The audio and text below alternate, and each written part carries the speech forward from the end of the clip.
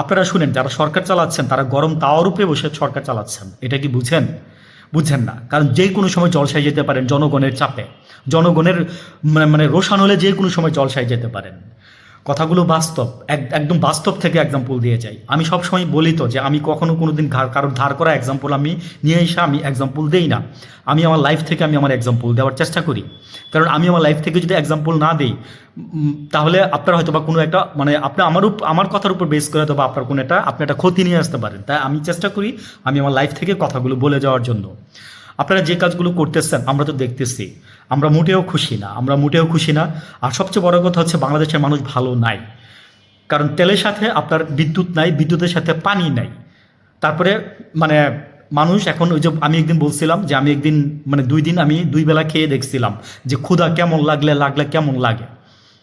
রোজার বিষয়টা ভিন্ন, সেটা আপনি মাথায় সেট করে নেন। কিন্তু আপনি একদিন 1 বেলা না খেয়ে দেখেন, 2 বেলা না খেয়ে দেখেন আপনার কাছে কেমন লাগে। আপনি তেল আনতে গিয়ে এই যে কৃষক কান্না করতেছে মাঠে বসে, মানে মাটি ফাইটার হইছে কান্না করতেছে, আপনারা এগুলো দেখেন না? আদিত্য আমাদের স্বরাষ্ট্রমন্ত্রী সাহেব বলতেছে যে কোনো কিছু কি বন্ধ রয়েছে? গরু চাষ, মাছ চাষ, এই খামার চাষ, এই চাষ সেই চাষ, কোনো কিছুই তো বন্ধ রয়ে নাই। গার্মেন্টস সেদিন একটা পাম্প আপনার এই যে গাড়ি যাচ্ছিল ইয়েতে গাজীপুরের দিকে, তেলের গাড়ি, সাংবাদিক বা জনগণরা আটকাইছে, বলছে যেটা কোন পাম্পে যাচ্ছে। পরে বলতেছে এটা গাজীপুরে যাচ্ছে। পরে সেই গাড়ি ফলো করতে করতে করতে যায় দেখে যে এটা একটা ইয়াতে ঢুকছে। কোথায় ঢুকছে জানেন? গার্মেন্টসে ঢুকছে। আমি আগেই জানি, আমি আজকে থেকে আরও 7 বছর আগে জানি এ কথা, 8 বছর আগে জানি। হাসিনাও এইভাবে গার্মেন্টসকে তেল দিয়ে দিয়ে বা গ্যাস দিয়ে দিয়ে এইভাবে বাঁচায় রাখছে। আর এদিকটা মনে করেন যে সংসদে এসে বলছে কোনো কিছুর ঘাটতি নাই। হ্যাঁ, কোনো কিছুর ঘাটতি নাই, সব ঠিক আছে। কিন্তু ঘরে ঘরে গিয়ে দেখেন যে বিদ্যুৎ নাই। মানে ধান কাটার জন্য গিয়ে দেখেন যে আপনার এই যে মেশিনের এই যে 12 লাখ টাকা করে সরকার এক একজন কৃষককে ধান কাটার যন্ত্র দিচ্ছিল, সেই যন্ত্রগুলো আজকে অকেজো হয়ে পড়ে আসছে। 1100 যন্ত্র। মানে জবাব কি দিবেন? এগুলো ঠিক করার মতো কোনো মানে পার্টস বাংলাদেশে নাই। আনছে কারা? এসিআই আনছে। এসিআই তো উচিত, হয়তোবা কাজ করতেছে, হয়তোবা করতেছে না, আমি জানি না। কিন্তু যেটা দেখলাম বা বুঝলাম সেটাই বললাম আর কি, যে পড়ে আছে কৃষকের।